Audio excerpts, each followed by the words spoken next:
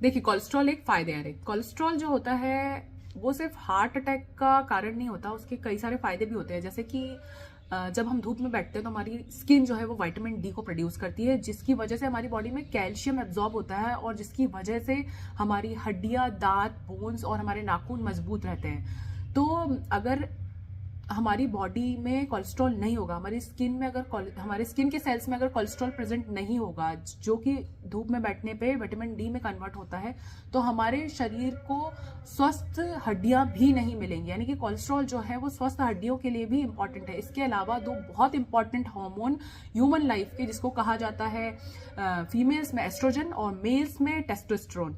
ये जो होता है एस्ट्रोजन जो होता है वो औरत को औरत, और टेस्टोस्टेरोन जो होता है वो आदमी को आदमी बनाने में बहुत ज़्यादा इंपॉर्टेंट रोल प्ले करता है।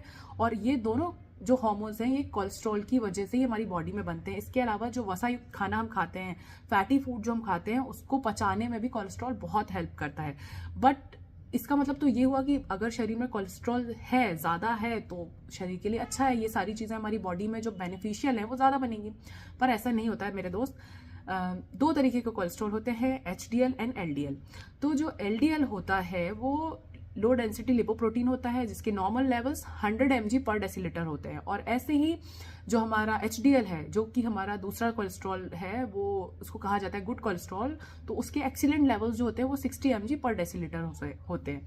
तो जो हमारा एचडीएल है ना, वो इन सब जो हमारी बॉडी में कोलेस्ट्रॉल घूम रहा होता है, हमारे ब्लड में जो कोलेस्ट्रॉल घूम रहा होता है, उस सबको वापस लिवर में लेकर आता है एचडीएल। एलडीएल को वापस से लेकर आता है और वहां पे वो लिवर उसको फ्लश आउट करता है। लेकिन अगर हमारी बॉडी में एलडीएल ज्यादा है तो हमारी बॉडी की जो आर्टरीज है ना, उनमें प्लाक बनने लग जाएगा, जिसकी वजह से आपको स्ट्रोक का खतरा होता है। इसलिए रेगुलर एक्सरसाइजेस करिए और फैटी फूड, सैचुरेटेड फूड कम खाइए, जिससे कि आपकी बॉडी के cholesterol level, LDL cholesterol level है, वो ज्यादा ना बढ़े।